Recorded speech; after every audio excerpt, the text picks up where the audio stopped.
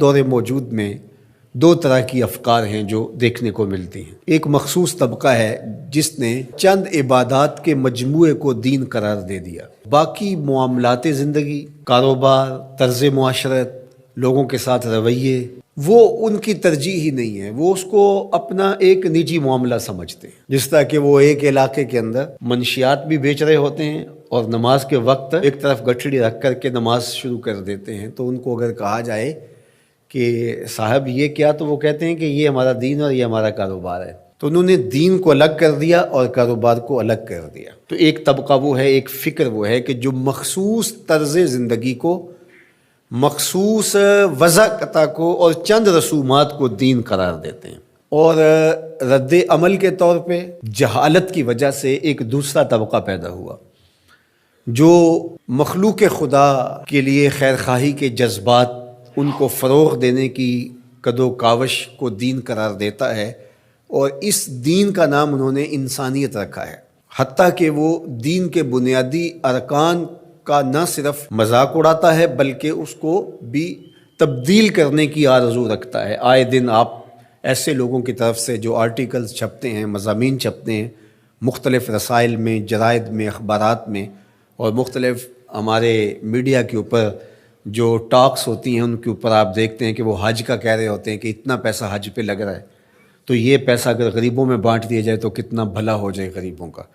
اس طرح جو قربانی پہ اتنا پیسہ لگتا ہے، تو یہ قربانی کے پیسے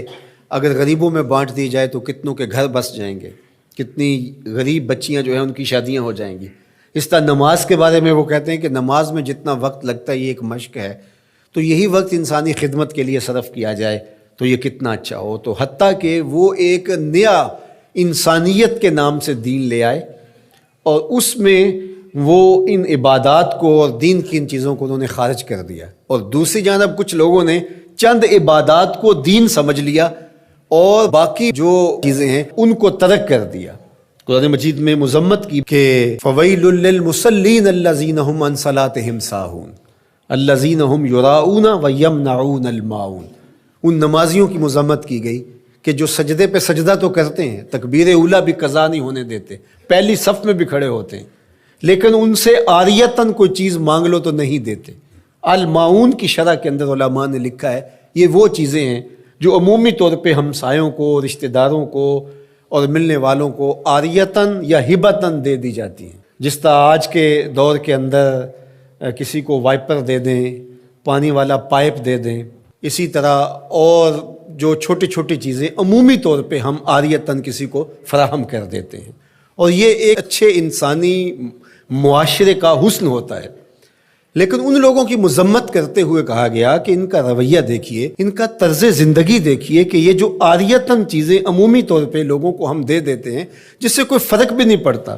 لیکن یہ اس قدر بخیل الفطرت لوگ ہیں کہ اگر کوئی ان سے نمک مانگنے جائے، کوئی برف مانگنے جائے، کوئی ان سے پائپ مانگنے جائے، وائپر طلب کرنے جائے تو یہ نہیں دیں گے، اور دوسری جانب ان کا رویہ یہ بتایا کہ وہ تکبیر اولیٰ قضا نہیں ہونے دیں گے، وہ نماز کی پہلی صف میں آپ کو کھڑے نظر آئیں گے۔ تو اس لیے کہا کہ ان کے لیے خرابی ہے جو اپنی نمازوں کے فلسفے سے ہی آگاہ نہیں ہے۔ تو یہ ہے دوسرا رویہ۔ تو ایک وہ رویہ کہ انسانیت کو ایک مذہب قرار دے کر کے فرائض اور واجبات کی نفی کی جائے، حج کا مذاق اڑایا جائے، زکوٰۃ کا مذاق اڑایا جائے، نمازوں کو وقت کا ضیاع قرار دیا جائے، اس طرح قربانی کو ایک اسراف کے نام سے یاد کیا جائے۔ تو جو معتدل رویہ ہے اس کو اس آیت کریمہ میں بڑی خوبصورتی کے ساتھ یہ ساری چیزیں آیت بر کے اندر پرو دی گئی اور بتا دی گئی کہ یہ ایک مکمل نصاب زندگی ہے، یہ ایک فل پیکج ہے جو اسلام نے ہمیں دیا ہے، جو عبادات کے اندر، اعتقادات کے اندر، رویوں کے اندر، طرز زندگی کے اندر، انداز معاشرت کے اندر، سب میں کمال مرتبے پہ فائز المرام ہے، یہ سچے لوگ ہیں۔ اور فرمایا وَأُولَٰئِکَ هُمُ الْمُتَّقُونَ، اور تقوی کے نور سے مالا مال بھی یہی لوگ ہیں جن کے اعتقادات بھی خوبصورت، جن کے اعمال بھی خوبصورت، جن کے رویے بھی خوبصورت، اور جن کا طرز زندگی بھی خوبصورت۔